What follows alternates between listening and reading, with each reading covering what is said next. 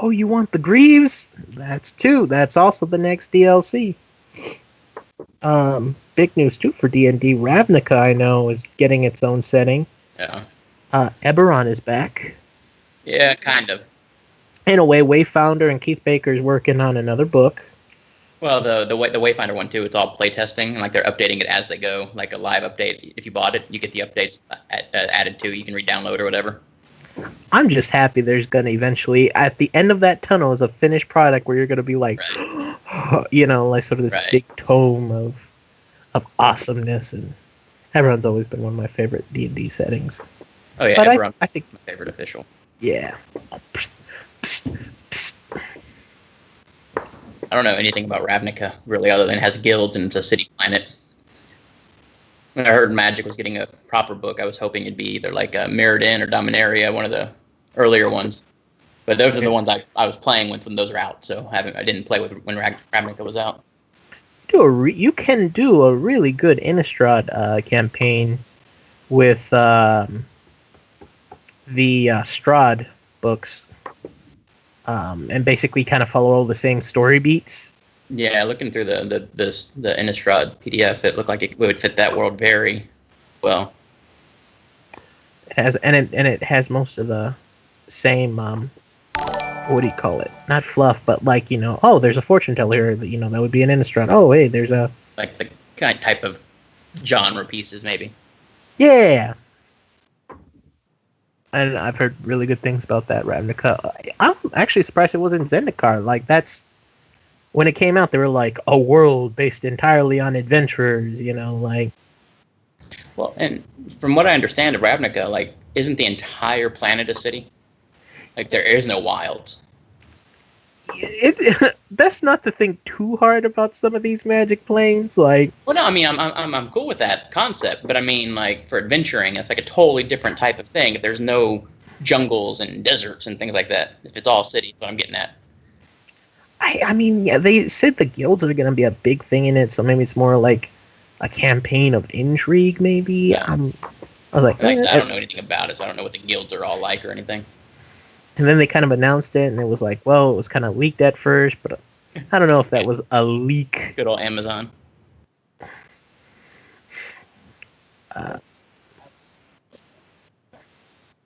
Everyone here is great. Okay, we're live.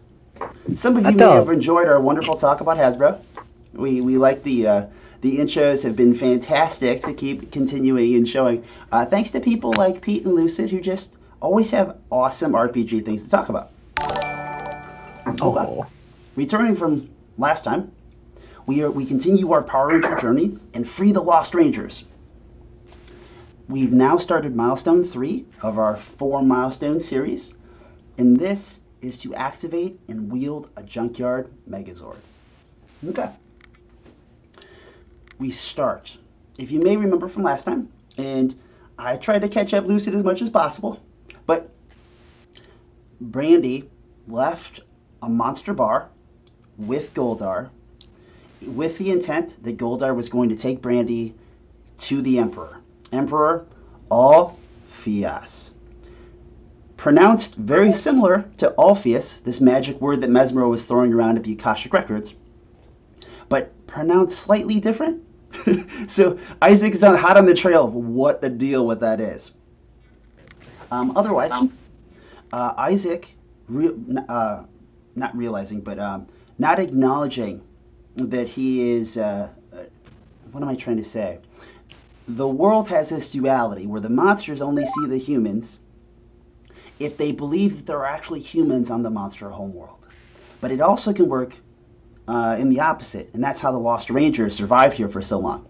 And Isaac Oppenheimer is practicing the same tactic the Lost Rangers do, hiding in plain sight by not showing any reason for them to believe that there's humans here.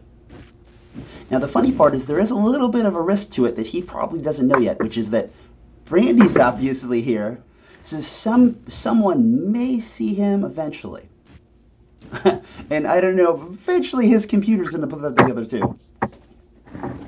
But otherwise, last we left Alistair Alistair was out in the waste right when they had arrived on this monster homeworld, and he had whisked himself away in one of Mesmero's sort of hallucinatory traps, opening a sort of tent door to nowhere, which he had claimed was the Brumley Coven. You may remember Alistair's last name is Brumley. So, Lucid, I want to throw this to you. Who is the Brumley Coven? Obviously, you sound at the core of it as it's a family name. Yeah, it's basically the living relatives in the family that are in the magical arts. Not necessarily everybody, but definitely all of the oldest of them, the grandparents and the granduncles and that sort of thing. Definitely a lot of old British-looking white dudes. So they're kind of stuffy and rigid in their ways, and so even though I'm kind of on the path, I'm still always kind of a black sheep. Do you imagine it kind of like sort of the uppity streets of London, or do you imagine it more like dark and seedy, sort of like basement places?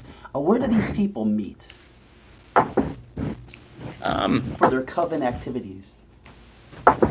I would imagine that if the lineage they have some property somewhere in like old England where it's very stereotypical smoking jacket type attire, big libraries, big fireplace, but everybody kind of gets there through magical doorways from wherever they're at, so they don't have to actually fly to London. They just kind of go to their broom closet and step in, and they're there. Well, then, very conveniently, you found the oddest of places, this monster homeworld that you had visited. Following this trail of what looked to be like plain, out in the open wood signs that were obviously baiting you out, you and the other rangers. They led you right to an opening, a portal, if you will, which opens a door as if it was opening a back door into a two-story flat. Something familiar to you, something maybe of a grandparent of yours. And you can hear a lot of voices inside, chatter, if you will. And you see a little bit of smoke that's emanating from inside, which could be incense or could more likely be cigar smoke. Was I morphed or not whenever I went in? You were morphed when you were walking around last. You probably had no reason to change unless you wanted to. Okay. I feel like if it was possible, the trap would want you not morphed for dramatic effect, but there's no actual way Mesmero can do that to you. I'm kind of conflicted. I mean, they don't know I'm a ranger, and they probably shouldn't know I'm a ranger. But at the same time, if it's a trap and not real, then I don't want to demorph. Hey, Jess, can you find the mute button and try that? See if that does anything? What was that? Jessica, can you hit the mute button and see if that your mic has that? I'm assuming it might be your mic. Let's see if it's somebody else might have wind or something blowing on their mic. Okay, cool. Might just be a fan. Yeah, well, she was having a little static issue beforehand. You still hear it? I don't hear it at all anymore. I have to mute mine to see if it's my AC. Okay. Do either of you, is everything okay on your end? Better on my end. Okay, that sounds better on mine too. Yeah, Jess, if you just want to like mute and unmute, like when when it's like your turn, sure. Okay. Lucid. So yeah, I want to kind of look around and like see if there's any coats or robes or even curtains, sure, or anything like that I can kind of like wrap around and just kind of do the thing where like they take off their helmet, they're still morphed, but they take off the helmet and like it magically kind of disappears until they pull it out from behind their back. Certainly. And so kind of like cover up the actual ranger suit but have the mask off. But so I'm still pretty much morphed, but they don't necessarily see that I'm morphed. Walking in the back door, immediately to your left, you see a coat rack, and there's a bunch of raincoats and and like basically caps. And you see that they are dripping a little bit of water, as if it, as you assume it's probably raining outside. So yeah, take one that looks like it'd be a little bit too big. Sure. Not like where it's dragging too far, but to make sure it covers and shake it off a little bit and throw it on and do the whole helmet thing, and it kind of, like I said, disappears to wherever they go until I need it. And then I go in. Okay. The hall seems longer than you remember. My gloves and everything. Oh, yeah, of course. The hall seems longer than you remember. And the voices seem further away than they should be. This is really just mental hallucination, right? Because we know as players that you're really not actually there, but in your character believes they are. As you're walking, you can hear all the voices talking about, well, if Alistair would just accept his,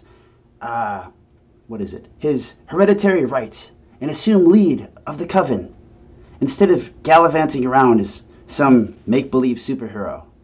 They have reason to believe that you may be a part of whatever these Power Rangers are, but they don't respect or give them any credence. Even if they did have a reason to think you actually were one, they don't value it at all. They kind of, lift their chins to it. So the voices just kind of ring out that you do have this family that sort of misses you, that feels like you've left them behind as you're kind of walking down this hall. This kind of twists with the voice of your shade, your sort of negative, how would you describe it? Yeah, just kind of like the opposite of everything. If I have a positive thought, it has a negative one. If I think, it just basically tries to counter everything I do or think or believe. You hear the voice of it as it's kind of like starts to wisp out of you and wisp around you as you're walking down this hall that's just hallucinatorily long. And it says things to you such as like, finally you're home. Listen, they all want you to be here. You're not a ranger, you said it yourself. You belong here. And as if like a Casper the Ghost like figure could kind of almost grab you, this raincoat thing you have, and sort of pulls you down the hall, almost as if you like kind of float a little off the ground. You find the voices getting louder as you're kind of moving down the hall towards it. I'm just kind of like shaking my head at it because I it's not entirely wrong that, well, my current mental state, but if it's saying that, then I should probably do the opposite. What strategy would help you resist the temptation of such an inner voice? I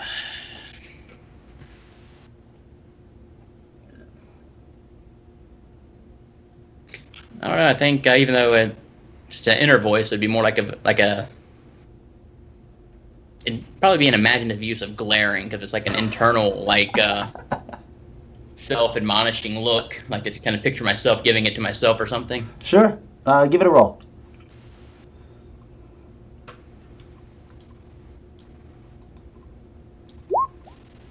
Okay. Double fail. Tags. What tags do you have, and how could they help us here? So I think it's gone pretty much with everything for so far. Stubborn. Okay. Meg just refused to give in to the voice. Yeah, like you said, your rational mind knows that this voice is usually the opposite of what you should actually be thinking. And then let's see.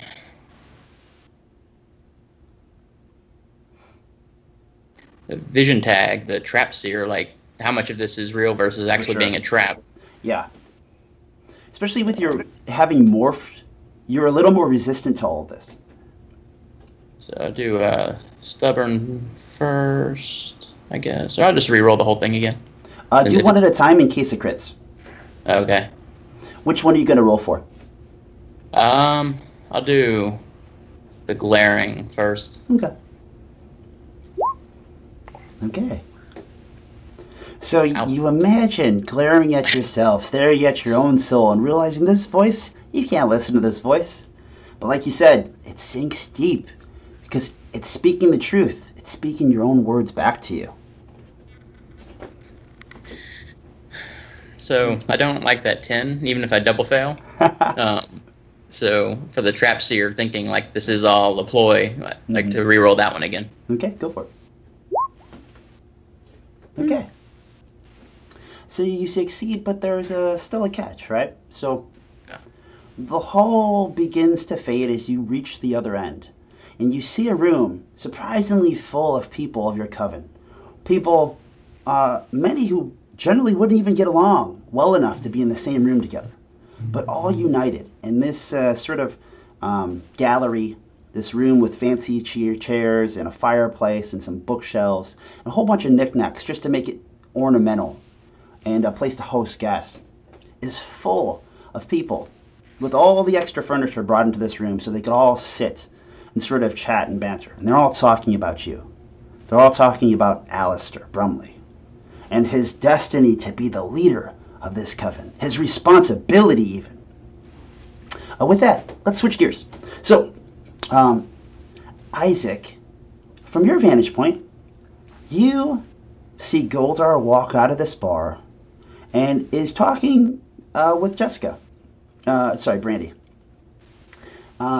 They seem to be talking cordially, though, of course, like any monster, as cordial as conceited, arrogant, and somewhat dim-witted monster would be, especially one that's a little giddy even about outright talking about how he captured a Power Ranger. Jessica, go ahead and how do you deal with this, I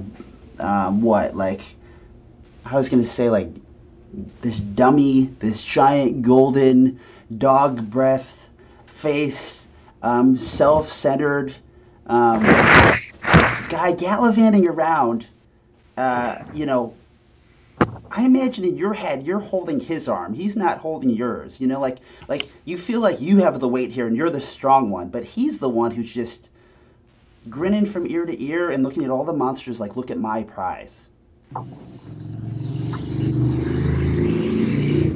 you're right. I would be the one hanging onto his arm, looking around.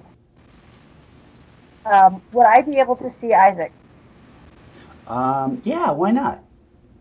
Unless you came up with some fancy doodad or had some plan of how you were hiding yourself. No, kind of playing it like maybe, kind of like I said last week, sort of like Quantum Leap, just following him, but only she can see me. Sure. So, you're walking down these streets that look kind of like a village with all these rough, weird houses. They all seem to be built almost out of this black soot, which is the ground. So it's kind of almost like mud housing that has imperfect corners, right? They're all kind of as if you could imagine giant wide trees that had the tops cut off, like they were just stumps. They're these weird mounds that everyone lives in. Some of them have strange sort of gardens out front of all these dark colored, sort of maybe flowery or spiny looking plants. For the most part, you hear a lot of rough laughter, and this culture seems to be a culture that obviously bullies one another. You see a lot of people pushing each other, as monsters do. It's not hard to see where you're headed, basically at the core of all this, the ground kind of almost not like a quicksand or a sinkhole or something, but it all kind of leads to an anthill, right? This little part where the ground kind of dips in more. And at that core, at that kind of center where there's this, where it all kind of sinks towards, there is this large strand that sticks out and touches the ceiling of this almost cavernous place. And that strand almost kind of shakes, and at the heart of it there's this citadel, which Goldar has talked about so many times on the way, which maybe it's an hour walk, but it seems like an eternity. Oh yeah. Well, as we're walking and he's going on and on and on, I purposely stumble a little bit into him, and I kind of sag against him, and I go, oh my goodness, my blood sugar. Do you think we could stop and get something to eat? You wouldn't want to bring me in there like this. I mean, obviously, I would seem weak, and that would just be ridiculous because you obviously would only capture me at my strongest. Okay. As he mumbles about blood sugar, obviously having no idea what that is, what strategy would help you convince him here? Let's see. And I think you might have told me that you took a relationship with him after last meeting? Yeah, I think I just put daddy. So don't forget that you have that. As you're considering what to roll, blood sugar? Your blood is like candy? Oh, he'll be so excited when he finds out. And well, it's not. It's not. Unless I get something to eat. It's going to be rancid and putrid, and you'll be bringing him subpar Ranger. He thinks about it for a second, almost as if he's going to be upset, and then he smiles like a dog can, which is not a very good smile in the first place. With these red eyes and this blue face, he goes, "Oh, the Emperor will like that even more." Isaac, you can hear all of this. How far do you walk behind them? Are you still trailing them, or are you just kind of keeping them in eyesight? I'm staying within maybe 10 to 20 paces behind them, sort of making sure I avoid any monsters that kind of come my way. Mostly because, too, some of the conversation has maybe gotten to his stomach on the thought of candy blood and and the flirtations and the conversation from Goldar is the most painful. Isaac's just like, that's not how that works, and no, that's, please, you used that word wrong, and oh no, gosh, he doesn't get what he's talking about on that one subject he's talking about. It hurts. You can almost picture like Dirk or Bags, probably Bags, because he's the shorter one who kind of is always like, agreeing with Dirk in this case, as we kind of reverse the roles. But you can almost kind of superimpose his like idiot presence and his sort of lackey right-hand manness onto Goldar. It's not so much that he doesn't know things. It's okay to not know things. It's to pretend like you know things that's the problem for Isaac. But he's keeping a safe distance while still staying morphed and keeping an eye on making sure that, nothing's happening. Do you have any strategies you think would help you keep your cool in all this? It may be my, love for the first season of the American show, where I always think of Billy when I think of you, that I always think that he would be freaking out more than maybe you are. I am a little bit obsessive when it comes to that. I would say he's kind of planning, to stay cool. So my strategy would be to really stay silent. Can you give me a reason planning? More. Sure. And Jessica, sorry about that. I was just getting his take. What did we decide for you? Well, I am looking at making excuses. I am the best at making excuses. And right now, I'm really pushing that I am subpar and that we need to stop and get something to eat, because I will be completely unworthy for him to bring into the Citadel. Okay, I think that's reasonable. Give me a reason making excuses roll. Let's see how we're doing with these folks. Oh, throw back up the chat. Okay. Oh.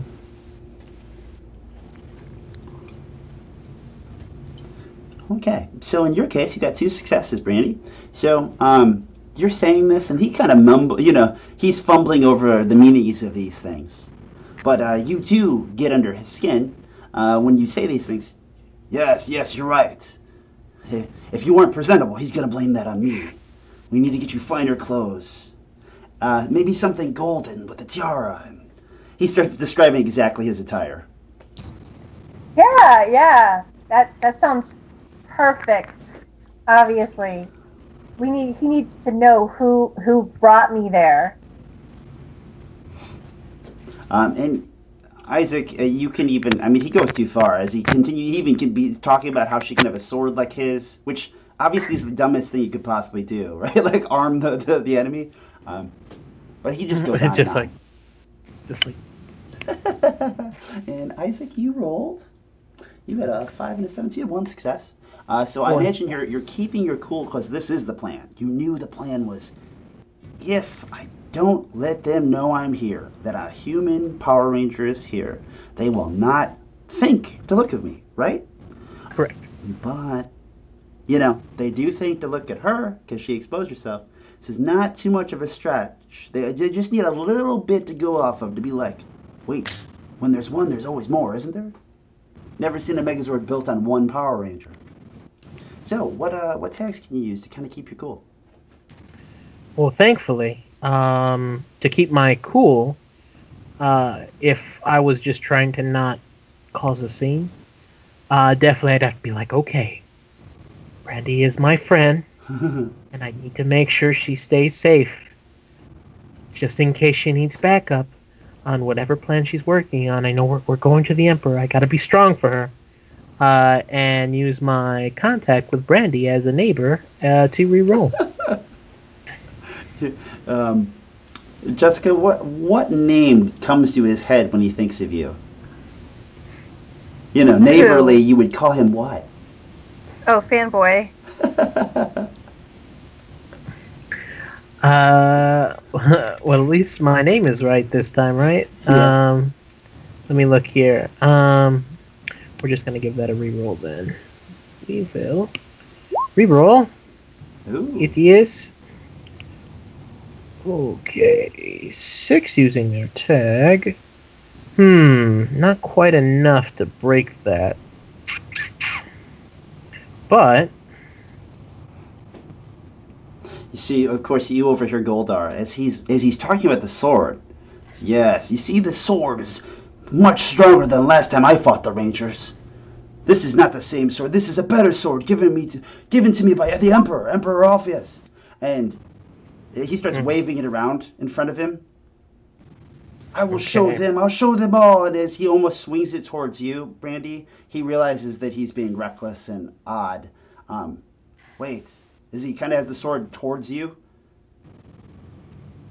What are you doing here all by yourself? Power Rangers don't travel alone. Isaac gives you just enough reason to sweat a little bit. As when Goldar mentions that, it's like all the monsters around you just start, squinting their eyes as if, wait a minute. She says, well, why don't you ask Mesmero? He tricked me into coming here. If I had my friends, do you think I would have willingly become your prisoner? I know when I'm outnumbered. Now, about that giant sword you were going to give me and the tiara, I'm listening. And when that's going on, Pedro, what'd you do for your other attack? Didn't do too well on the neighbor, but let's look here. Right now, I have 8 belief, so I'm gonna try to reroll one more time. Okay. And I will be a loyal friend. In that, if I can just not mess up and try to not make a scene. Oh, and my tag for Isaac is neighbor. Okay. I have fanboy as apparently his nickname because I couldn't remember his name originally. Oh man, it's even higher. Not that hurts you anymore. So with 8 belief though, you get 3 tags, don't you? Do you have one more that makes sense? 8 belief. Yeah, I know. I'm like, you're gonna make me look at the character sheet. 8 belief. You need 3. You get 3 or is it 9? And you need 9 belief, Ooh. my friend. So what I'm gonna do? I really wanted to save this. You still succeeded, but the catch, right, is that it's brooding, and something may come of it eventually. Just maybe not right this second. Let it ride. Let it ride, Pete. Let it ride. Brandy, like you said, you kind of get his attention. He forgets what he was talking about as you start reminding him, oh, yes, I have just the outfit. And now he goes on and on about this ex-girlfriend he had. And you get he paints you this picture of how basically he's going to make you his ex-girlfriend. Like, I got these clothes and I have this stuff. And you're like, great, right? Alistair, you, sir, Yes. walked into this room surrounded by the folks, all staring at you, all sort of praising you, in a way, talking about you, not talking to you. And then you appear. For just a moment, that shade sort of slips around you. It says, yes, Alistair, look around you. It's your family. You don't want to let down your family, do you? So walking in and hearing them all that talk and everything else, the first things I say is, what about Cousin Donovan? Or Cousin, Wilford? Or Cousin Weslington? Why is it me? So I gotta take names when I get them. We got Donovan, we got Wesley. Weslington. Weslington. Who would you find more important to you? You think it'd be your father, or is it more of your grandfather? Or is it your grandmom? It doesn't have to be, a dad side. The ones who would be here, probably the grandfather still, even though he's still adamant about it, but like a little bit less so because he's not directly responsible for me, kind of thing, how it usually goes. Yeah, sure. So, no, it's not about them. It's all about you, Alistair. You're a true blood. Everyone in this room is here for you today. Because we've come together and settled our differences to persuade you of your real path, your true path, your birthright. Not Weslington's. He can be a pig farmer for all we care. I don't get to make my own. I have to go down where you tell me I need to go down. What strategy do you use to make this sort of case? To be persuasive or diplomatic or make an argument or make a stand?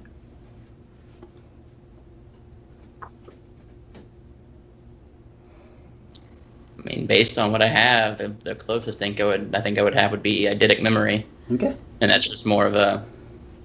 Do you remember what you've said before in this situation? Yeah, and hearing what they said and everything else too, and so what if I do think I'm a make-believe superhero? If that's what I want to do, I don't know, but if that's the path I choose versus the path you choose for me, what makes these magic isn't the only path. Your grandmother, who was sitting by the fire with a couple blanks on her, looking as if she's at advanced age to the point of, near death. She's not actually in this bad of condition. Last you saw, what could have happened? It's almost as if the screen of the focus of attention pans to her, and she looks to you. But Alistair, you're all that we have left. You are the future. Once we're gone, there will only be you. As she kind of has a hard time even breathing to say those words. You need to make a check. The only young member of the coven. Yeah, because it is convenient for this sort of situation that none of the young people are here. There are reasonably young people, right? You're not the only one. Right. In your case, what negative tags do you still have? Imposter syndrome. Okay. All right. So in your case, but that does apply to your Power Ranger side. So right. I'm not going to wield that against you on every sort of imposter. Just really the Power Ranger thing. So in your case, you were talking about using a strategy which would be the eidetic memory. All right. Why don't you give me a roll? It sounds like maybe imagine, because you can kind of remember being in a situation like this, but obviously it's like a mental hallucination trap sort of thing. So, okay. We got 2 successes. But like your shade said before you, and like the situation that brought you here, you are a Power Ranger. That is who you are and the reason why you are not the person they want you to be. Except for right now, everything about this is playing off your doubts. That maybe you're not really a Power Ranger. You're just a guy in a suit pretending to be. So why don't you re-roll those and see if you can keep them. Both of them? Yep. Okay. Got 1. Ooh. Any tags to help you with the other? I'm still conflicted on whether this is real or a trap or not, I mean, I'm trying to not give it as much weight because I'm thinking it's a trap. Yeah, it's good because as you're trying to keep that, it's almost like the shade is pulling at your little brain right here and just poking you and being like, no, stay here with us. This is the real place for you to be. Okay. So you still got the 1. Work. What's your belief at right now? 6. Okay. So I can do 1 more if I have a tag. You can. You can just explain how. I think I'm gonna go try to re-roll it with mystically infused because I would be able to possibly tell if they feel the same magically. Cool. If they exude the same auras, if they exude the same energies that they would normally have in this room, the overbearing, pompous asses that they are. And maybe maybe to feed you as that's happening, right? Oh, no. The voice of the shade seems stronger than usual. Louder, more confident. This is our place now, Alistair. This is where we can be strong. You can be head of the coven. You just have to embrace magic again. You've been hanging out with Isaac this whole time. Let him deal with this science and this mundane mumbo-jumbo. You have true power. Don't hide from it. Accept it. Now, you still got one success, so you're still holding on to it. Like, wait, no, this is still a trap. Yeah, it's also clicking other things in his head, too. And you might be right. That might resolve all of this. And actually, then he pulls out his phone and activates like a little thing just to kind of project an image. Yeah. And he taps into using the phone's connection back to Mentor's computer systems. Sure. And pulls up some of the past records of Power Ranger teams and pulls up footage of the Mystic Force team where they combine magic with Rangers. I think you're right, and again plays it for everybody. Okay.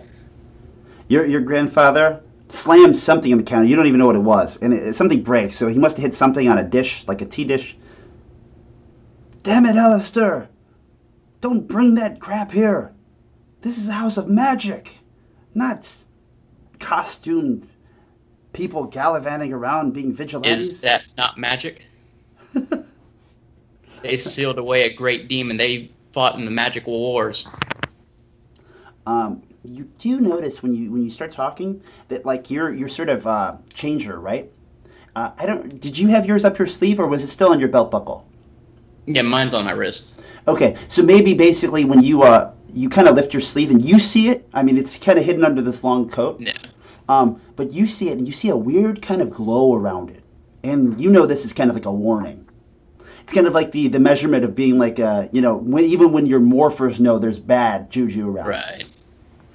And when you look at it, you realize that the shape of your negative sort of ghost soul shade thing seems a lot more material at the moment. It seems like thicker, a lot less of a shade or a ghost or a spirit. Almost like he's got a little bit of like a physicality to him, like he's becoming more and more real the longer this goes on. Seeing the glow, kind of, I'm still not necessarily sure, but I know I can use to my advantage here, potentially to my best avenue for survival, and kind of like do the dramatic, like kind of flip around and rip off the raincoat in a way that makes no logical sense either. Awesome. It's like gone, and the helmet's in the other hand as it just kind of goes back on. Yeah. Get ready for whatever's coming next. Okay. Brandy. So Goldar takes you to the Goldar castle, right? Or the Goldar hut, the Goldar home, the Goldar HQ. You find yourself in this sort of open air, I don't want to say palace. It kind of feels like a giant sandbox. You find this place that's like, it's kind of like a ranch house, but it's more like it's got like sort of 4 loose walls that are kind of like made of like almost this golden glitter dust that have these sort of like end caps that, just like the rook in as a chess piece. So it has some features almost like a castle. And around it, there's these weird sort of almost crocodile-looking things that are kind of like walking around the perimeter. And you can hear like swords like hitting each other from inside as he's walking you in, and there's all these putties. Many of them are these golden putties. And it almost seems like you're walking into this like giant sort of like sand ground sort of courtyard where there's just a lot of these gold putties training. And he's just kind of like 5 feet ahead of you at this point, waving you on, walking through them all. And they're all kind of trying to show off as Lieutenant Goldar is here. Isaac, you're not too far behind, but once you see basically like the main entrance, this like sort of giant double door looking entrance of an archway, and you can hear all this stuff I was mentioning. Do you continue following? It's not huge. Like you could walk around this building. It's not like walking around like a Meijer or a Walmart. It's not that big. It's probably like a gas station big, and it's mostly open ceiling. It's just like this sort of like kind of walled in courtyard where all these people are training.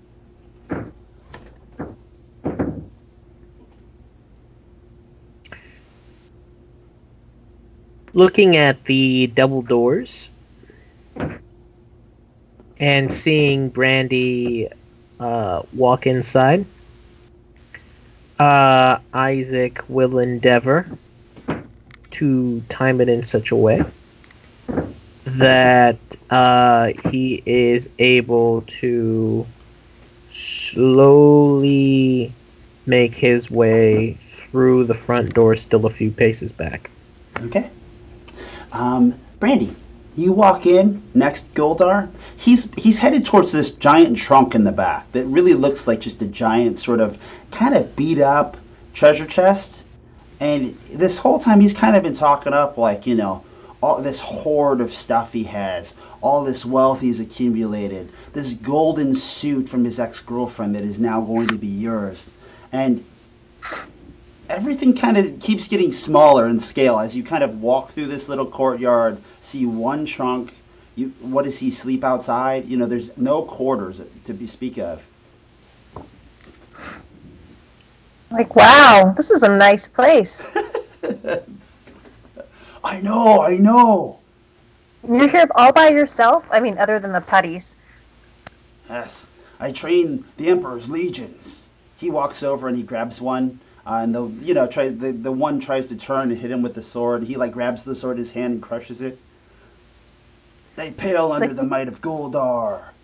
And that's right. And don't you forget it. A lot of them start stopping what they're doing as they look at you because they didn't know there was a Power Ranger. And as far as I know, you still kind of look like a Power Ranger, right? Mm-hmm. You have your helmet on? Yep. Okay. Yeah. Sorry, I was just remembering how you were joking about drinking beer through your helmet. Because, the Green Ranger, he played a flute with his helmet on. So why not? Yeah.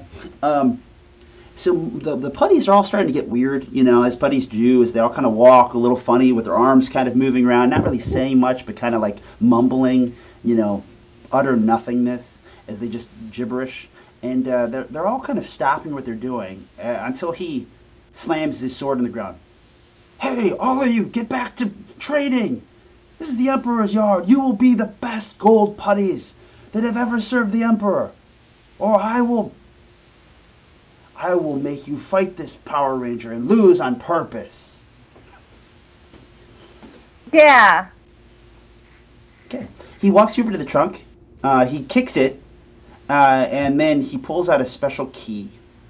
It is kind of almost magical when he pulls it out. It has a glow to it, and he sticks it in. It's just a big, giant gold key with the 2 prongs on the end.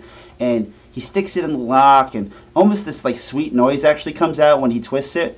So there's something kind of special about this box. He opens it up, and there's a glow. And inside of it, you see a bunch of, maybe it's cool stuff. It still looks like a trunk full of, stuff. A lot of it's gold and glittery, and there's some gems and stuff in there, but it's a lot of just clothes, crap, equipment. Ha ha ha ha! As he starts pulling out, look, this is gonna fit you nicely, and he holds it out in front of you. Oh. She looks at it, she nods, and she says, "So do you want me to put it on over my suit, or should I? I don't know if it'll fit over my suit." Brandy is a waste of flesh. She knows it. Him knowing her identity will do no good. She's nobody. Yeah. He's actually stunned for a moment there. What do you think he should have you do? He doesn't know how to answer that question. I think it would make an interesting spin if he tried to present her as a Power Ranger and she wasn't morphed. Okay. I think it would it would blow up in his face in a very interesting way. It could potentially blow up in his face in an interesting way. Isaac, as basically they're over there talking about clothing, and she's, talking to him about how, putting it on over the suit or, without the suit. And it appears that basically he walks over to a corner and turns around so that, I imagine, they probably bicker about it, so that he's looking at the putties, but he's kind of blocking her so she can change. All the meanwhile, the putties are kind of giving you a hard time because they're moving all over the place and kind of erratically. So it's a little hard to stay within the courtyard around them without possibly having them bump into you, which you don't exactly know what that would do. As the putties kind of get close, this building is primarily just a courtyard with walls, right? Yep. There's really nothing to investigate here. Well, what he's going to do then, he's going to slowly make his way maybe up a wall. Okay. So that maybe he's able to see and keep an eye on everything from like maybe a parapet or the roof of one of the buildings.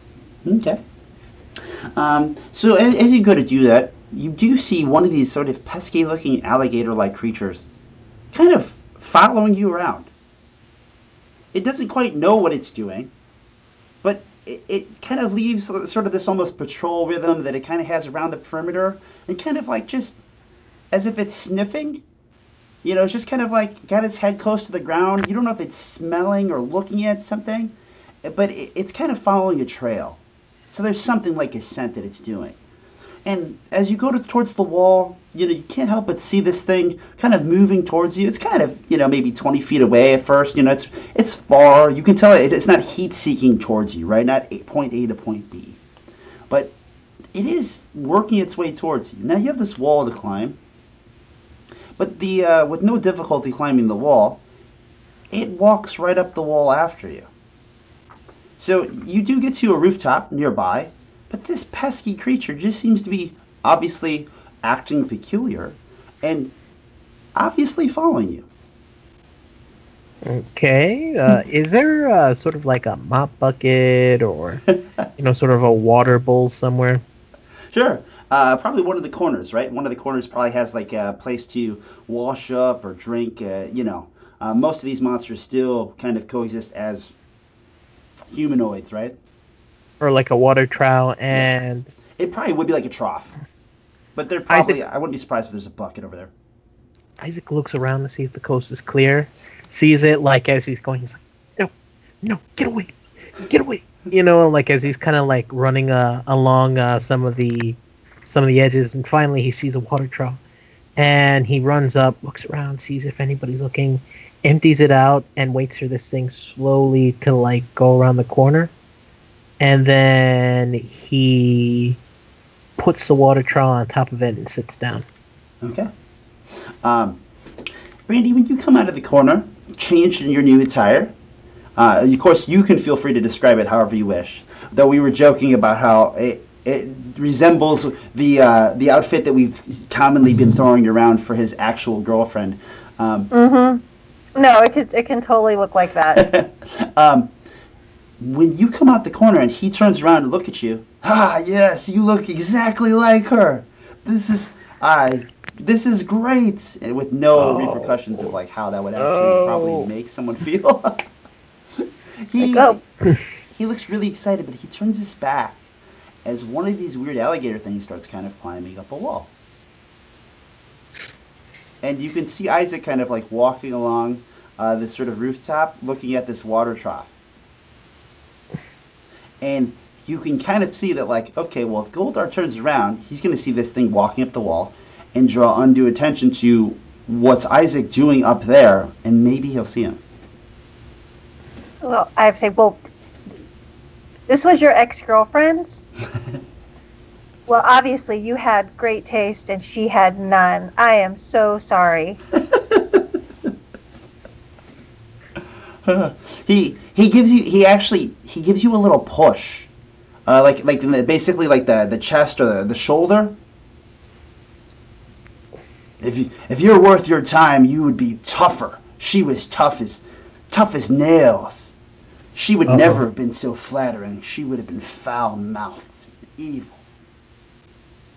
He actually seems like disturbed, like uncomfortable. Like your flattery did the opposite. Oh. Poor Goldar.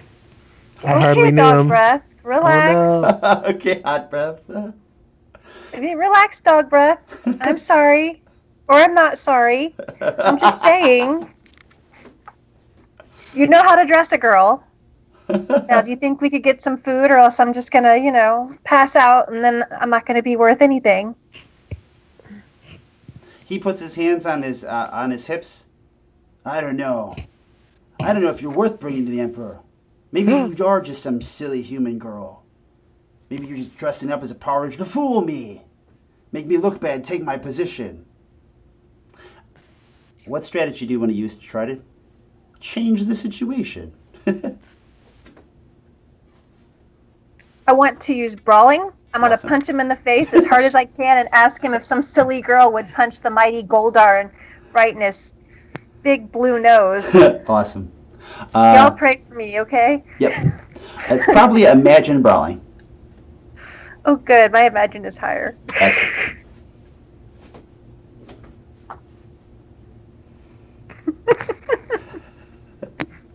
Ooh. Okay. Oh. One success. Any tags? Any tags to make that punch have a little more vindication? That's freaking... I have dumb luck, but I'm going to go with hold my beer, because that's crazy. Yeah, of course. Yes. Insane. Makes me think of like The Rock. Like there's this moment where like you were like going to punch, and you're like, hold on, wait a second, and then like you power up and then you punch. Yes. Oh, wait, all right, so I got a 2. Okay. In your case, 2 successes. What happens? What does this look like to Isaac, who can kind of has a good view of it? Well, you can see Goldar being all haughty and talking smack. And Brandy stands there for a minute, all gold and fleshy, I guess. That's awesome. And she just gets mad. She's hungry. Maybe not really hungry, but she wants to pretend to be hungry. She's way too sober for all of this. And she just hauls off and punches him as hard as she can right in the nose and basically says, if I were some stupid weak human, then if I were just some stupid weak human, would I have the nerve to punch the great Goldar right in his big dumb blue nose? And then I smile and bat my eyelashes because I don't. I imagine it's a great punch. It almost floors him as he bends over halfway and goes flying to the right.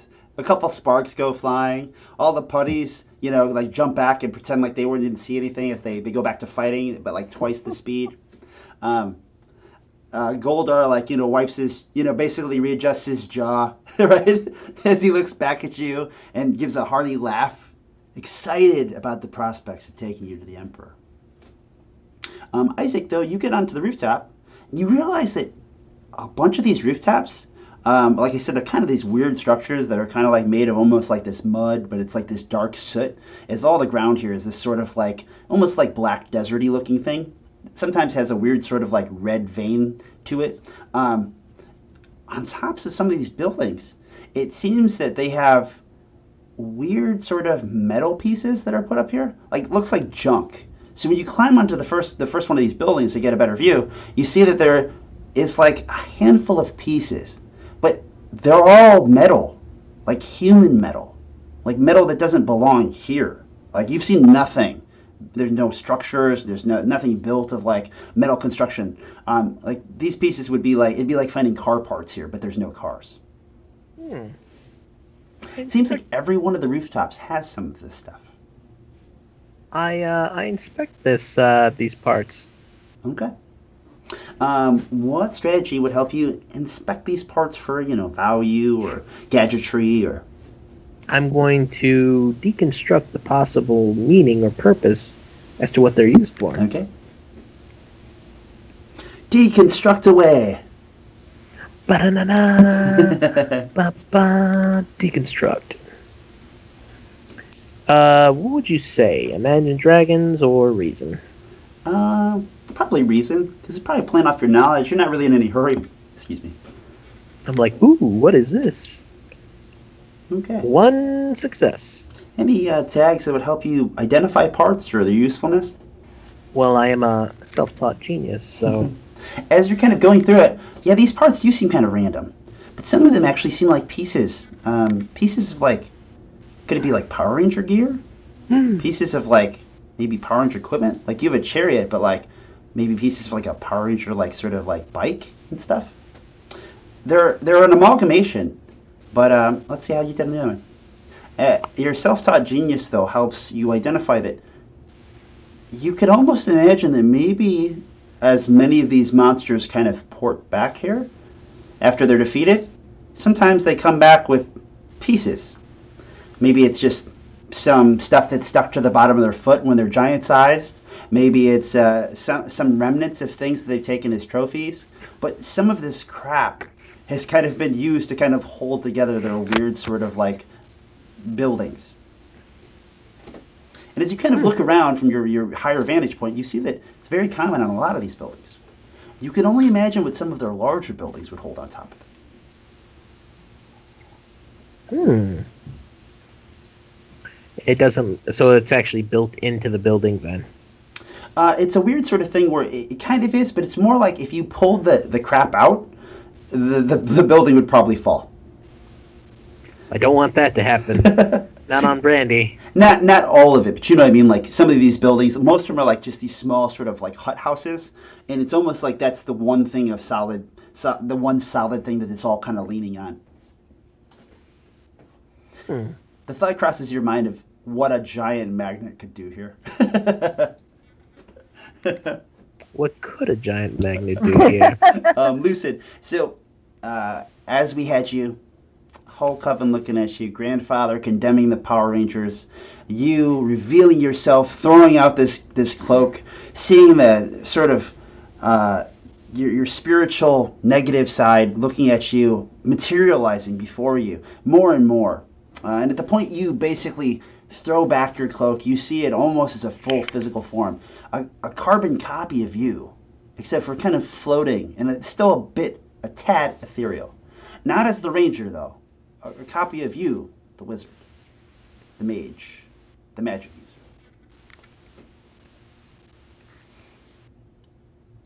user. He doesn't seem to be threatening, as he doesn't seem to realize that you're onto him, if you can call it a him.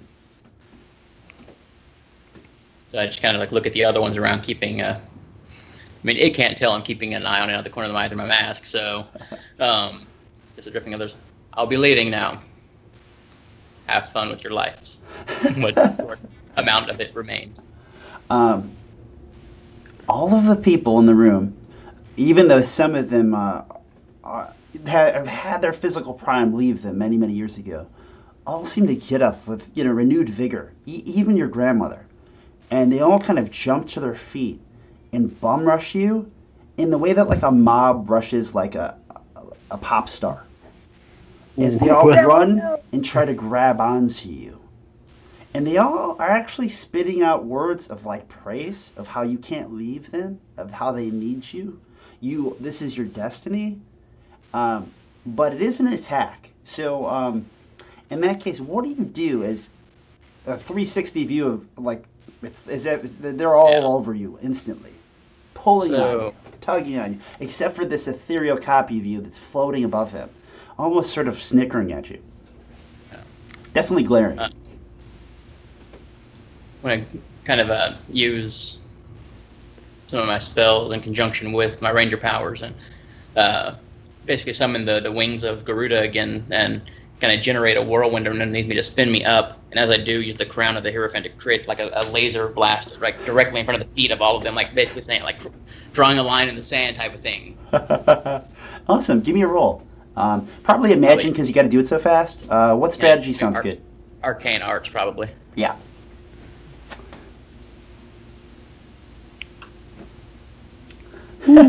Oh, there's one. I was like, you rolled even. Okay, you got one success. Now, of course, you are I feel like you're getting stronger in your belief of what the Power Rangers are, especially like this sort of Mystic Knight variant that's emboldening you. But you really need to pull this off, and the last time you really needed to pull it off, you were not good enough. So re-roll your 5 and see if you can keep it.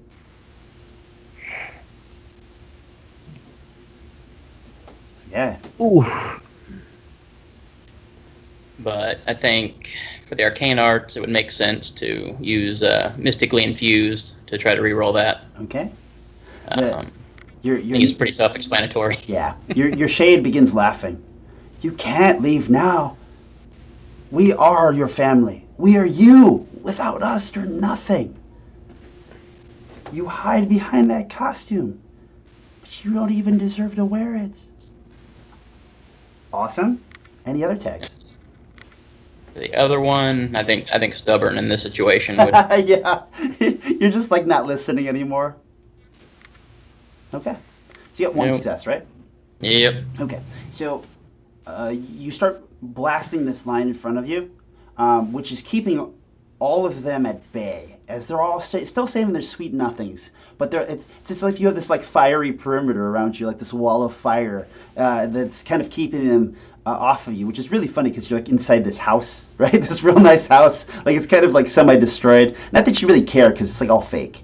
But the shade flies towards you, wraps his hands on your face as if he was like your mother or your father, just being sweet to you as a little baby. You need this, Alistair. You need this. This is all you have. And just like your carbon copy looking right at you, trying to tell you that you are wrong. So I need one more roll. See if you can pull this off. Well, and him saying, I need it, it makes me think of another spell. And I was kind of like, you're right. Then when it cast the basically the stomach of Mammon to siphon in all the magical energies and just absorb, like eat it all, basically. Oh, awesome! That'd be so cool. Yeah. So it only works if I succeed.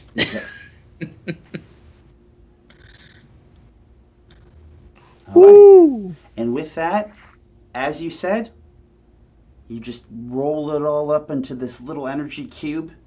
I imagine almost as if you just like siphon everything, and you just shove it as if it was like this force block that you just kind of smash together. And when you're done, you have this cube, and you can see your shade kind of like banging on it as it's trying to get out. And you see yourself outside, again, in this monster homeworld of Allphius. Standing where you were about 10 feet away from you is a little wooden sign that Mesmer had stuck in the ground. And not too far away was where you fought the gold putties. But your friends are nowhere to be seen. See if anybody else is around first, like any other creatures or anything. And if not, then kind of pull the communicator and Isaac.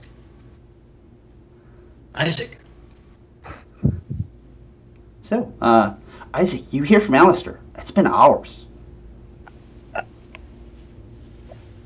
Alistair? Alistair, is that you? Yeah, where are y'all? What happened? We lost you. We thought you had to go deal with Cabal business. And then, well, I mean, Brandy's dating Goldar now. And... Oh, what? How long have I been gone? You've been gone a long time, and one thing led to another.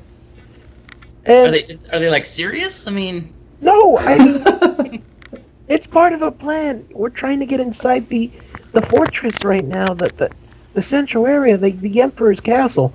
But Goldar's just being a little bit flirty right now. He's been showboating everything. He's showing us his putties. He has us. He should probably keep that to himself. He has Brandy dressing up as his ex-girlfriend. It's really it is. I don't think they see me though.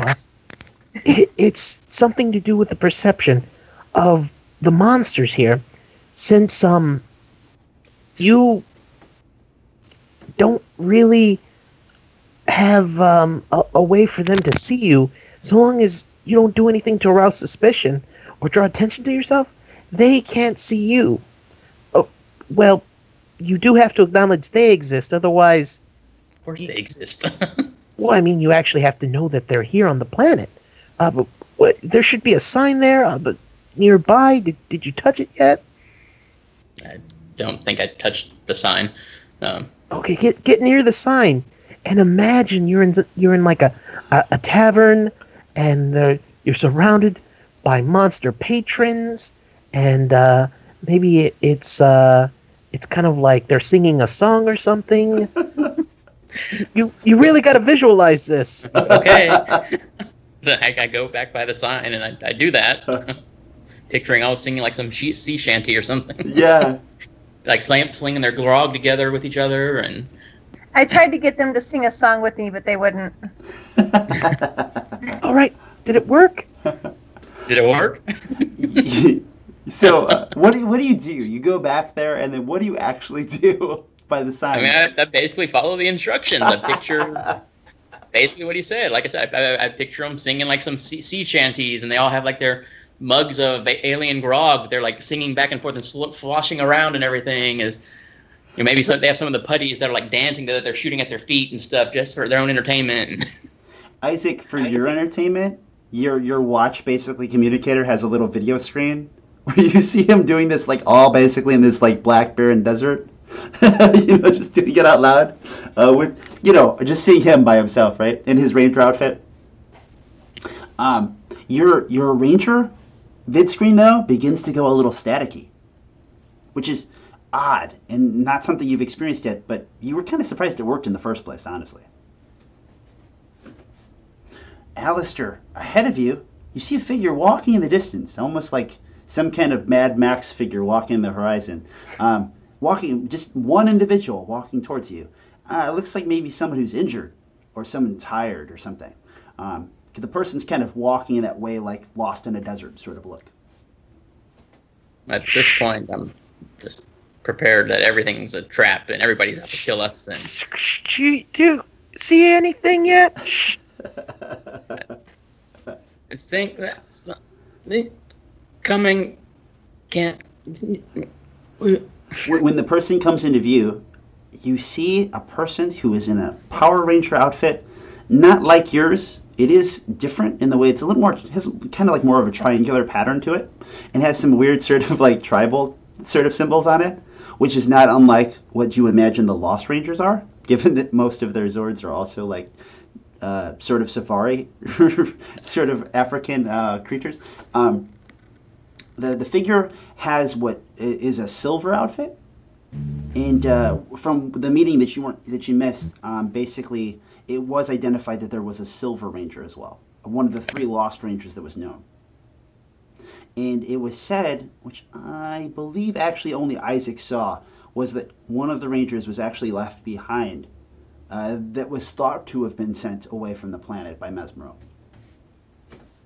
And this figure is walking towards you, and like I said, kind of like almost in the suit, as if you can imagine, like huffing and puffing and kind of walking like he's been walking forever with no water, even though he's got this outfit on. Hello?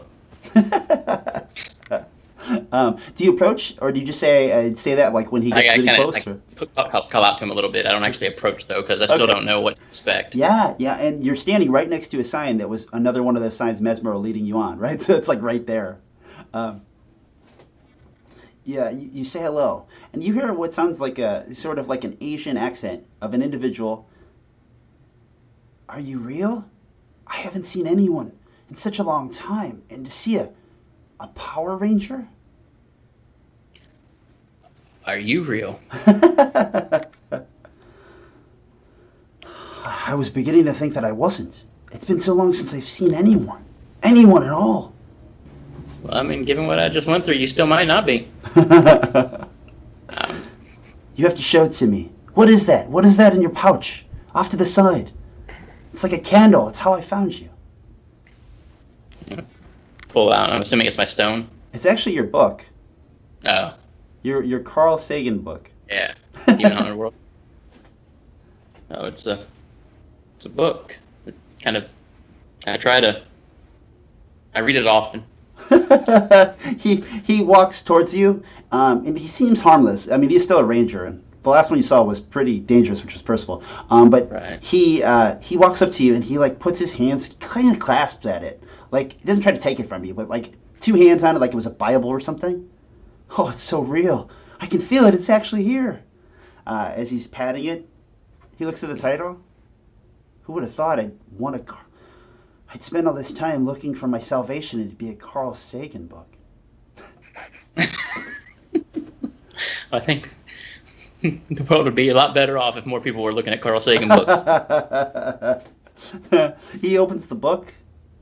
How funny. It truly is like a candle. What is this about demons? Demons like monsters. Oh my god. We're on the monster homeworld. He looks at you and, you know, he's, again, it still sounds crazy. Yeah, he's just making random connections, it seems to me. But magic and rangers, it's not a coincidence, I'm sure. As much as I would like it to be.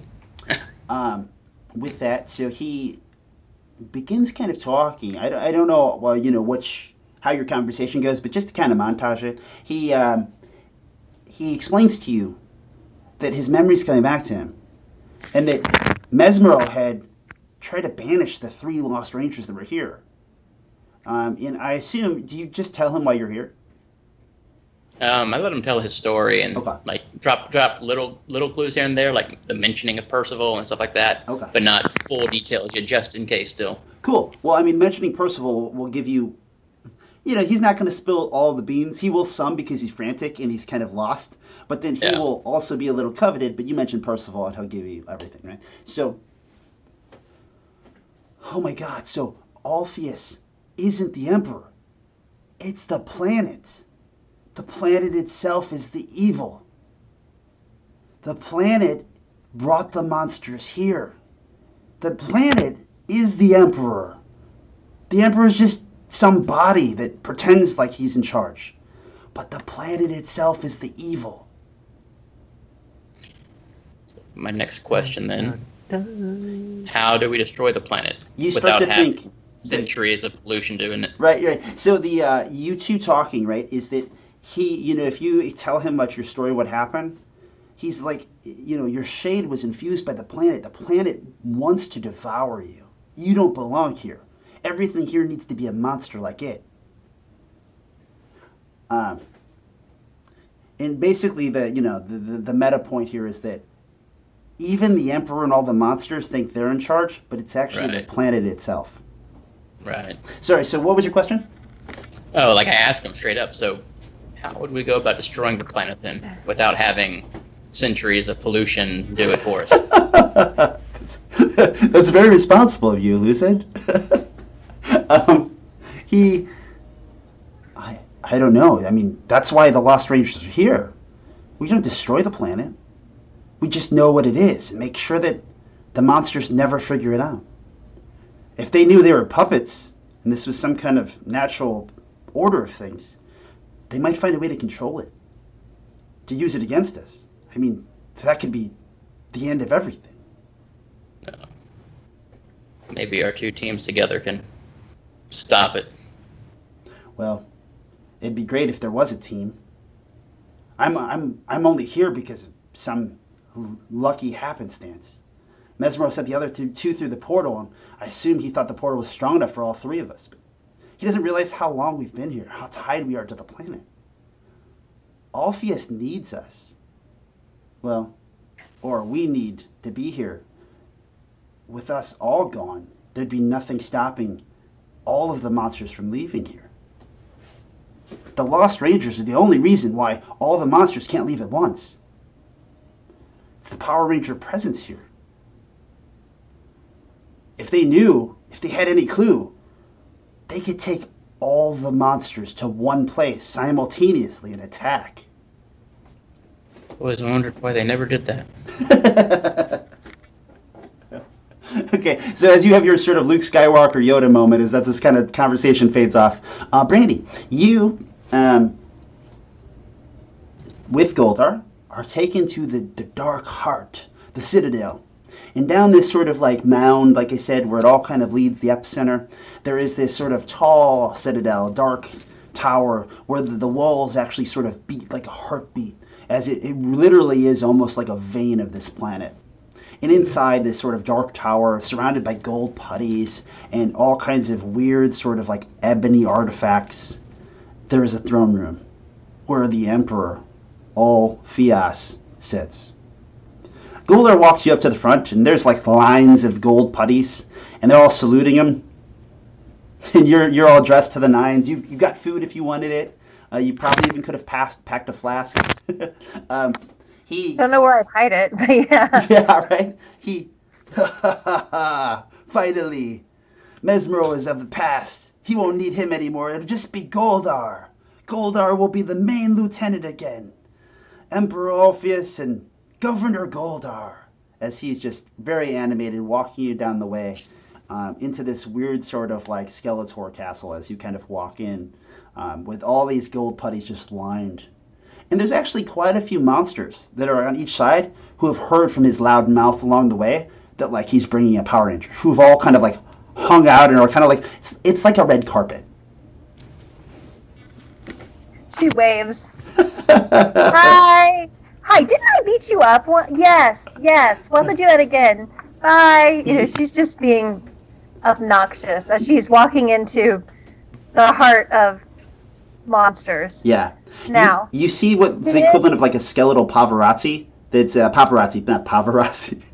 It's like the opera singer. There's a skeletal sort of paparazzi that are kind of like walking around and like taking footage, but you're like the only guest. So it's really annoying because they're like all just kind of watching you and talking about you. I look at Goldar and I say, well, first off, one question. I know that there was footage of Mesmero going beneath the throne. Yeah. Brandy saw that footage, right? I believe so. I think all of you saw it at the Akashic Records. Yeah, because it was all displayed. Okay. So, moving right along, I sit there and I go, hey, Goldar, did you hear what? And I point at another big guy. I'm like, did you hear what he was just whispering about? He's planning on taking me from you so he can claim your spot. Give me a roll. What is it? Making excuses, or what do you think it is?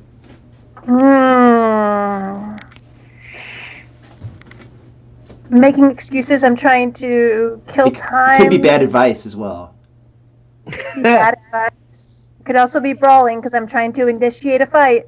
Yeah, it could be brawling in the way that you expect to be fighting after saying this. That was just picking the fight part. So. What do you think, guys? Brawling, I would say. Brawling. Okay, is it Imagine? Sure. Okay. Isaac, where are you at? This would be, sometime later. You've lost contact with Alistair. Obviously, the summons comes and she has to be taken, and she stalled as long as she can to actually making an appearance. You know as well as she does that below the altar, the throne chair is where Mesmero went. He's probably been there for a little while now. Of course, unbeknownst to you of what he's doing, other than this meeting of Allphius. Isaac is currently standing behind the skeletons who are chattering away, I'm sure, asking Brandy who she's wearing and such. Who she's wearing. I don't know his ex-girlfriend's name, so I can't answer that. What is it? Scorpina. Scorpina. I'm wearing Scorpina. Okay, so it looks like I got one fail, one pass. Okay. So, any tags that can help you? Dumb luck. Okay. Do you have any negative tags still? Yes, I have masochist, impulsive, and shame. Yeah, the first two are those you're doing those, so that's not a problem. The third, shame. No. I mean, you're not really taking. You have the spotlight, but not enough. I mean, this is you're fine. Okay. So any tags that could help you? Dumb luck. Dumb luck. How does it help? Dumb luck or hold my beer. Those are my only tags that are not blocked right now. Free. Yep. Okay, here we go. He rolls a 2 using their dumb luck tag. That makes 2 successes. Okay. What do you think happens? I would assume that Goldar would, him being the giant egotist that he is proven to be, would at least confront this other person in some way. Okay. So he looks to you. He was actually talking to, he overheard a couple of the skeletal paparazzi talking, and he's like, yes, like Scorpina. And he actually starts kind of getting infatuated with one camera in particular. He's just like, Scorpina, if you're out there, I miss you, baby. And he starts actually talking to the camera, like as if she's got to be out there somewhere. Come back to me. And then you say something about this person, like a whip. He just snaps and turns around. What? He's talking about my Scorpina? And he runs and kind of shoves through the gold putties that would be the walkway, and grabs this creature. So, Lucid, do you have a favorite creature you'd like to bring in? What would be some monstrous figure we can pull out of the crowd? Yep, I said he was going to be big, so there would at least be an interesting confrontation. Well, I mean, they're all mostly the same size until they grow. So I mean, we can go with Eye Guy. Eye Guy, awesome. So, what does Eye Guy look like? He's a literally humanoid-shaped cluster of eyes, Which is actually really funny because it's like a total pun now. He reaches over and it's God, that's disgusting. You don't see who he's going for. He's like, get your eyes off of her. And he pulls out this full humanoid, made up of eyes, and slams him down into the walkway. And he starts pummeling him with this one, gauntlet fist. And eyes just keep rolling off. Let my drama grow. Isaac, what are you doing? I'm as that's happening, I kind of walk past Brandy and I go, Brandy, I'm gonna go try and find the throne room. I talked to Alistair. I think he's on his way. He was really visualizing that tavern we were in. I know he's probably heading towards the biggest spire here. I told him we were going towards the palace, so he should know soon. I'm going to try and find that throne room, though, and get back to you. And I stalk off. Okay. Isaac, how do you go about trying to get to the throne room? There is a commotion. There's a bit of distraction, at least out here. If you tried to go through the front door, it'd be kind of a problem. It's all the attention's out here. But, around the sides and the back, there doesn't seem to be a lot of defenses. But, most structures like this you've never really dealt with. Like citadels in the dark heart of the monster homeworld. So you don't know if there's windows or what. I really just plan on doing a quick perimeter search. Okay. On what the building. strategy would help? Planning the most optimal way to get to the throne room. Make it imagine planning. Okay. Excellent. Imagine planning.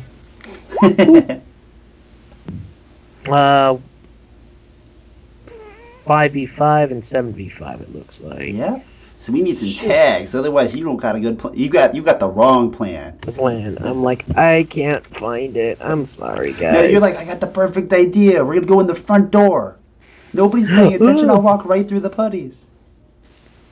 I'm obsessive since I'm focused on. I'm like, all right, now I have to do this and get this done. This is my mission. So I try re-rolling. Oh man, it is not a good night. The first thing that comes to you is as you go around the perimeter, you see a lot. What's funny is it does almost seem like this might have been an actual kind of sinkhole, full of more of this junk.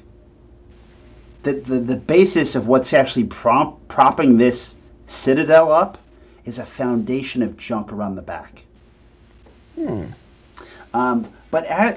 So maybe the problem is actually your plan would have been good, but you got distracted with the parts. As you're just looking around, you're like, "Ooh, look at all this stuff." Look at this stuff. I'm sure I could stop for just a little bit to take a look. Now, the stuff here, good, sizable, large pieces. Obviously, choice pieces. You have things like arms of a Megazord. You have actual, like, little sort of like trucks and, like, maybe dinosaurs. Other things I can't think of. But you know, the idea of, like, full small Zords that would actually grow into bigger pieces, or those that are busted parts of what were actually Megazords that maybe got decommissioned. Isaac is just beside himself with excitement as soon as he comes there. He's just looking around like, that's actually a piston from the... Oh, and I recognize that, and that's a thermal regulator from one. Just higher and higher pitches, as he's just like, oh, I've always wondered how that works. I'm sure I could just take a quick look. And he starts to like look around and like maybe look at some of the parts and. Well, like you said, you are obsessive. So now the problem is you're obsessive about these parts at the moment. So I will. It's okay, guys. I've got this under control. I start examining the parts. Okay. As you do see some interesting labels, right? One of the labels that stands out to you is the parts made by a thing called the Machine Empire. You think that the Machine Empire, at least from what you had seen before, may actually have been like, at one point, like some grand crafter that created a lot of the actual, maybe Zords or technology that the Rangers use. Machine Empire. It's like some kind of archaic brand name. Oh man, I know a lot of the schematics over there rival even what Zornon used to do. I'm sure I could prop this open and just take a quick look. Do you have any tags you want to use for your role? See if it. Well, I tried finding the throne room and now I'm just completely like beside myself, distracted. And you're totally cool to just drift off into that, right? You don't have to roll if you want to fail. Yeah, it's just he's gonna just for maybe like 15 minutes. Yeah. Just kind of take a look at this stuff and oh man, this would look really good and oh man, maybe I could put that there and I wonder if these parts. No, that's an older model of this part. That wouldn't fit. Listen, where would you like Alistair to arrive? He's with the other ranger, who is the Silver Ranger, which you know, at one time operated a thing which was the Silverback sword. His name is Hoon, and he is obviously of some Asian descent, maybe Japanese, maybe Chinese. You know, you didn't get in that level of detail. Like, I would have been trying to, if they worked, lock on to the closest signal from the closest morpher from whoever, whether it was Isaac or Brandy, whoever was closest. Okay. Do you have any strategies that would help you? I'd be probably eidetic memory and having, seen plenty of times how to like activate to like the energy detecting for the other morpher type of thing, the tracking beacons and all that. Why don't you do imagine eidetic memory? Honestly, first though, why don't you do imagine your arcane arts? Because there is something, there is some foul play going on. Let's see if you pick up on that first. Okay, one success. How about the other? Yeah. Any tails? Other what? This would mystically be infused. to help you recognize some magical foul play. Mystically infused would be perfect, I think. Okay. Recently leaving the coven, you have your wits about you about magical, doodads and shenanigans. You go to mess with your, try to find the frequency and try to track down the last signal you had, and it does seem like, your vid screen and your ability to contact Isaac seem to be lost. They faded kind of when you talked to him last, but it was weird, right? Because they worked perfect, and then it just faded and no longer works anymore. And what you're finding is there seems to be some kind of a disruption going around locally. And when you look around, what you as a player may not have saw was last meeting, some of the things that were going on were Mesmero sticking these sort of like wands or small versions of his staff that were kind of radiating magic abilities. and he has one buried nearby. Specifically underneath that sign, that wooden sign that was leading you. And there are more, but that's the one nearby, and that's the cause of the problem. So you find that actually as you start walking away with the other ranger, your signal is getting kind of better and then it fades. And you see a little something sticking out of the ground. Just like, the ground seems like uneven, right? A little abnormally as you're kind of trying to piece this together. And you can kind of feel there's some magic in the air. Yeah, cautiously, I kind of try to check it out, investigate it as best I could to see if I didn't specifically see already that, or know about the staffs. If I knew about the staffs, then I would know what to expect, and I would probably, honestly, just blast it with my crown. Okay, cool. I think of your blaster as it kind of it's like a laser. It kind of burns into the ground. It kind of opens up, the little cache area, and you see a gold glitter that's sticking out. And when you unveil it a little bit, some of this sort of like magical glitter dust kind of emanates out of the ground from where it is, and you identify it quickly as one of Mesmero's staffs. Yeah, so I'd try to destroy the staff then at that point. The Silver Ranger beats you to it in the way that he's like, "Oh, that bastard. He has these booby trapped everywhere." He pulls it out of the ground. He kind of holds in front of you. If you want to bust it, you can. He knows every step. It's like he's been through all of this before. No, he kind of has. He looks at you befuddled. He got into the Akashic Records. If he got into the Akashic Records, then he would know everything we were going to do ahead of time. That's impossible. Unless we do something different. I would imagine the future he saw would be I can't fathom any mind, not even Mentor, who could keep track of every possible future, so he had to have probably focused on the most probable ones. If we behave to type, then that increases the probability of them unfolding in that manner. He points at your that cube that you have of your coven, basically the hallucination, and your negative shade is in there. What did you say that thing was again? It's I don't really know what it is. It's always kind of been there. It's like a negative manifestation of all my negative aspects, and tries to lead me astray. I remember it when I was 5. It's always been there. He kind of he's, well, that doesn't sound useful at all. He stood kind of walking around kicking dirt. Yeah. If he knows everything we're going to do and we have to act different, how do we act differently? It's like you'd have to be the opposite person. Do we have any beer?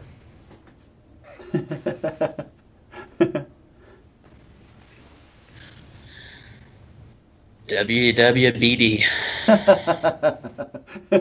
Okay. Brandy. Jessica is... Sorry. It's funny how sometimes when you're the only person, I'm I put the names backwards sometimes. I'll be like, "Hey, you're Brandy, fine. About your Jessica character." I think I'm just reading your tag left to right. So, the brawl, right? You're on the walkway. He grabs this eye guy, slams in the ground. Eyes are rolling. The eyes, though, are forming little eye guys who are running at his legs and starting to pull him to the ground and fight back. What do you do? That's funny. If you do nothing, it'll look a little bit like Gilligan's Travels. I look over at the putties. I look over at the gold putties, and I'm like, is that how you act with your commander? Just let him. You're gonna let that little eyeball guy make him look bad? What strategy would you use to convince them that they need to do something? Again, we're falling between brawling and bad advice. Probably bad advice, right? Because you actually want to give them bad advice. Yep.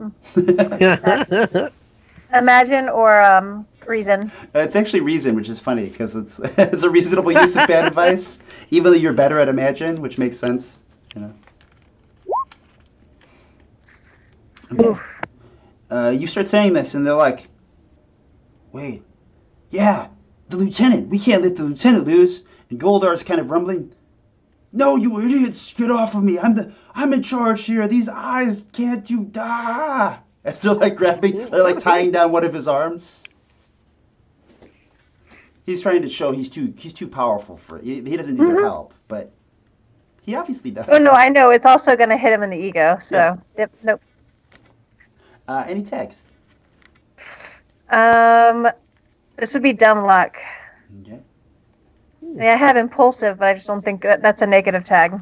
Yeah. Yeah. Go ahead. I think you're being pretty impulsive, so. Go ahead, impulsive. Okay. Okay. What's your belief at?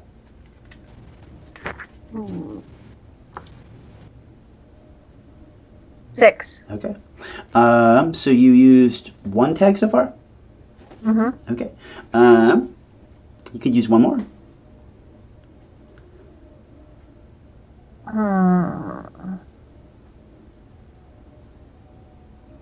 Let's do dumb luck. Okay. I got a perfect idea for this one.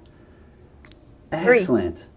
So, you what do you say when you can see that they want to, but then Goldar kind of like shrugs them off? How do you get them to do it anyway?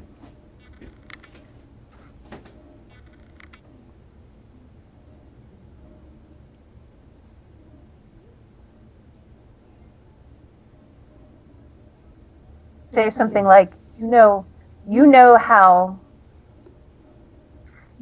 he is when he's winning. Imagine how he's going to be if those eyes make a fool of him. Imagine imagine the hell he's going to make your lives if he gets bested in front of all these cameras by a bunch of eyes. Meanwhile, like you said, the little eyeballs are like tying him down and. Okay. You say that, and they all look at each other like dimwits and go, "Of course," but they don't really speak audibly, right? They just kind of all nod, shake their head, look at each other funny, and then start moving towards it. And then the ground shakes as large, powerful feet walk out of the front door of the Citadel. And you see what must be, which is obviously, to anyone and everyone who looks upon it, the Emperor Allphius. As a monster that is in, like, sort of like, kind of like, what Thanos looks like? It looks a little bit like Thanos armor-wise, right? Like just this sort of armor style that's like that, but it's all sort of like platinum in color.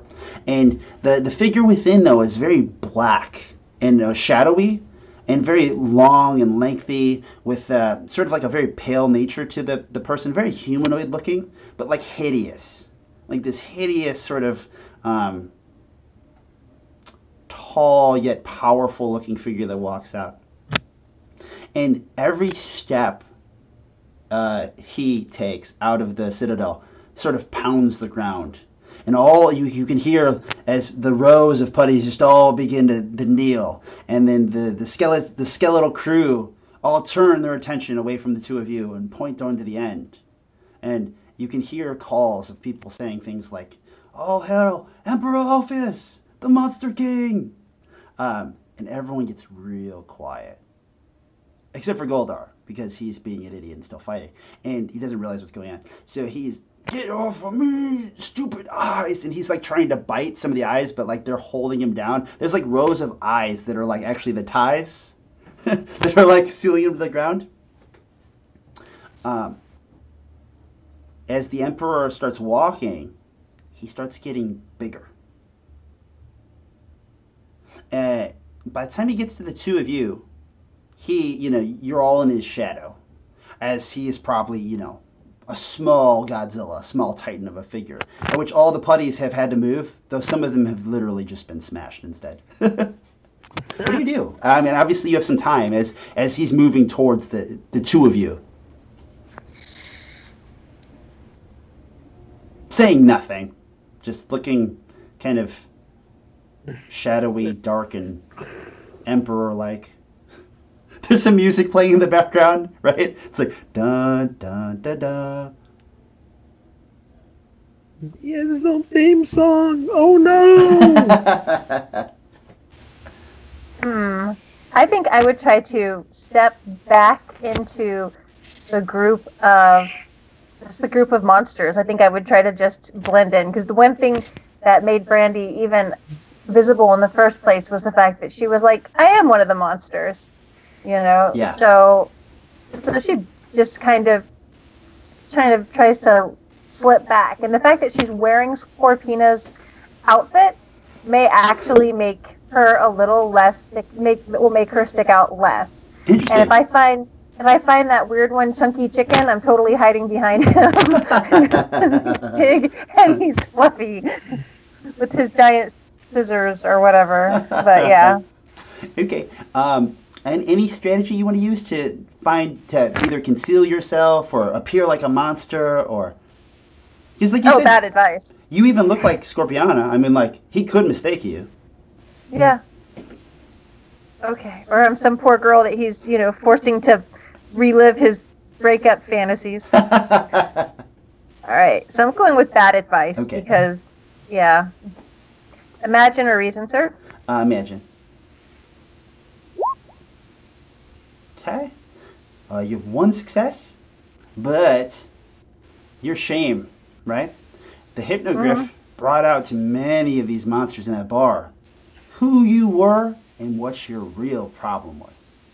And now in the shadow of this giant figure, when everything needs to go right, looking through the crowds, you see a lot of the monsters that saw you at the bar.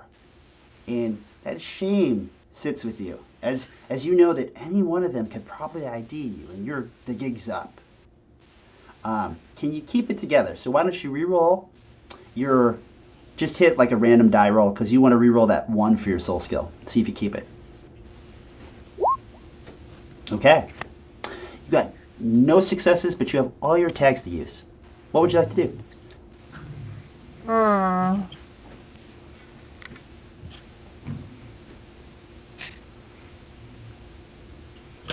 Ooh.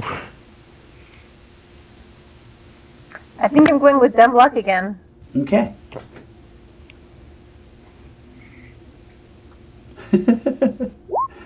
So I was just laughing because I could see your face. You're like, Nope, I am failing this horribly. Okay. You got that belief if you want to buy your way out of it. You also have one more tag, right? You could roll? Yeah, yep, I can roll again, but I'm not going to buy my way out of this because the whole purpose of this was to cause a distraction. All right, awesome. All right, so I guess I'm going to do hold my beer, and this would all be for the same action, right? Yeah. So you rolled the 9 for your soul skill. Yeah, this would all be trying to make your soul skill work. So go for it. Or would this be impulsive? Would I be using my negative impulsive tag? Because it's not really all that daring. Yeah, you should stick with your good ones. Okay. All right, here we go. Okay. Yay! So you got one success. All right. So what do you think happens? I think he knows, right? He obviously sees you and Goldar, and he's going to be a little more interested in those idiots, right? Emperor, wizard, whoever's in charge always has to deal with all the idiots. But he probably knows, probably summoned you, probably is expecting Goldar to bring this Power Ranger on a silver platter. He may not recognize you, like we said, or maybe he will, but not yet. What do you like? What do you think? There's obviously a catch to whatever works out here, but initially, do you hide in plain sight? Does he not recognize you? I think I hide in plain sight. Okay. So he reaches down, and as he reaches down, he lifts Goldar up, and he's big enough right now that he picks Goldar up. Like Goldar's like just a kid, right? And he lifts him up and shakes off the eyes, and all the eyes kind of like, all scurry away like marbles into the crowd. As Eye Guy tries to reassemble somewhere else. Goldar, I'm ready for my present now. Where, oh where will it be? And He holds him up by his face, and he is just kind of like shaking him, just like a little brat. With that, is there any last thing anyone wants to do, as we'll call it there? Lucid, Pedro, Jessica, any last things that we see before it cuts for the next episode? No. I think I'm just thinking about how to not be me. I hide my morpher. There you go. You just like cover it up. Isaac kind of like props up as he's like fishing around with some circuitry. Here's a thumping. Wonder what that sound is. You get this cool box that opens up, and it's actually obvious. It's like some kind of toolkit that was made by the what was it? The Machine Empire. You hear some weird noise, but you're opening a box. You're like, whoa! It's still fully contained, right? Like this Machine Empire toolkit. Mint condition. Good Lord, Isaac and his machine graveyard is like Brandy in the bar. Just another 5 minutes, guys. When you open the toolkit, at least Tiz is going to come out with something useful. When you open the toolkit, in the top of it, like a sort of schematic, like a feather just kind of falls off the top. That must have been with time and age, just kind of stuck to the roof of the container. And it kind of lands in front of you. And you see this design of a Megazord before you. I can build this. I can build this. Okay. At the end of the session, each of you think about what your gratitude is. Think of one other player. Tell them why they made your game session more awesome. Probably Brandy and the entire trying to trick Goldar into like stalling him and everything, and all the food stuff, and Lucid for reminding me that Scorpina was a character in Power Rangers I completely forgot about. So did this show. She just disappeared in season 2. I feel like they right. That was kind of the thing. Like everyone kind of wanted to forget about her. I was like, they had issues with the actress, and so the character just disappeared with no explanation. I was like, yeah, there was 1, 2, 3. I was like, there was 5 of them. I completely forgot. It was Goldar, the 2 Babu. Yeah, and then there was my favorite character was the scientist, or the alchemist, Finster. Oh yes, Rita, working on his little clay things. Yeah. Yes, that was always kind of creepy. Actually, little clay things. They turned him into a total evil, creepy character in the comics. No. like he's all about his art and stuff still, but I mean he's a messed up character. Well, I don't know if I can read the comics now. It's in a good way. It's just like there's less comic relief in the nature of the villains. Oh, good. Oh, yeah, that is good. Mm-hmm. My gratitude would be, number one, for the whole, pretending the comms were going out, the little ad-libbing and your little shh and stuff. It was very cute. I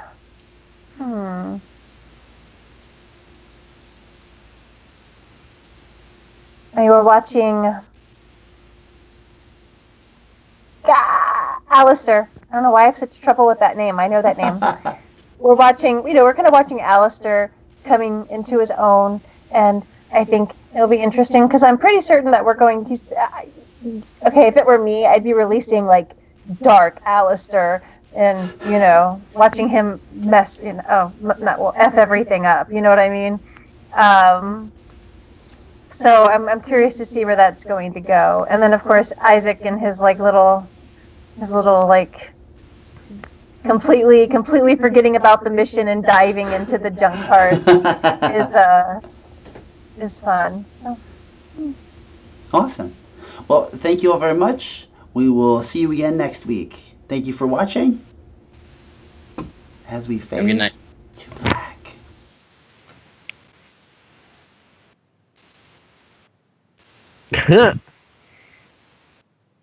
Oh, must move. Must.